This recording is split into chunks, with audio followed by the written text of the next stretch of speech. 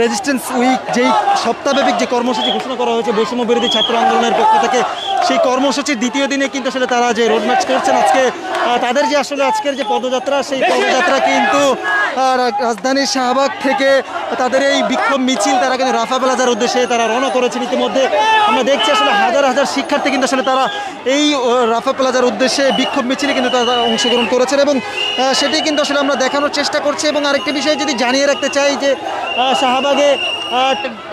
দুপুর থেকে কিন্তু আসলে একটি বিক্ষোভ, একটি সম্প্রীতি সমাবেশ হচ্ছিল এবং সেখানে কিন্তু আসলে পরবর্তীতে বৈষম্য বিরোধী ছাত্র আন্দোলন সহ অন্যান্য যে ছাত্র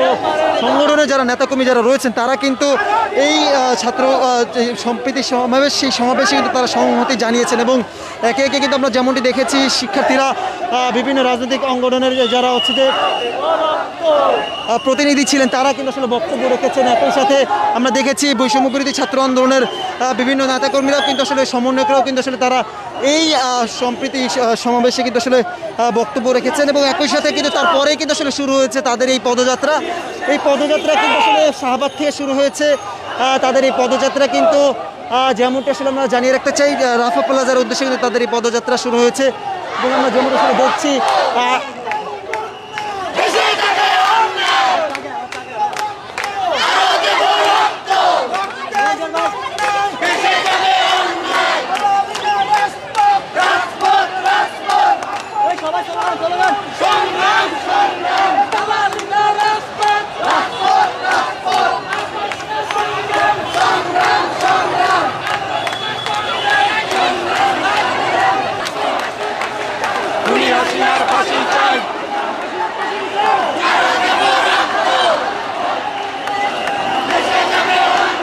দর্শক আমরা যদি জানিয়ে রাখতে চাই যে আসলে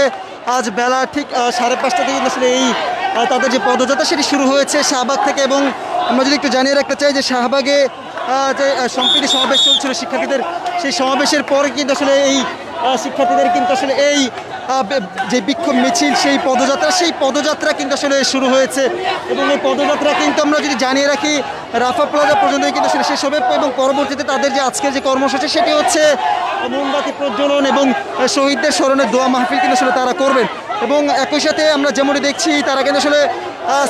স্লোগানে কিন্তু মুখরিত করে রেখেছেন শিক্ষার্থীরা।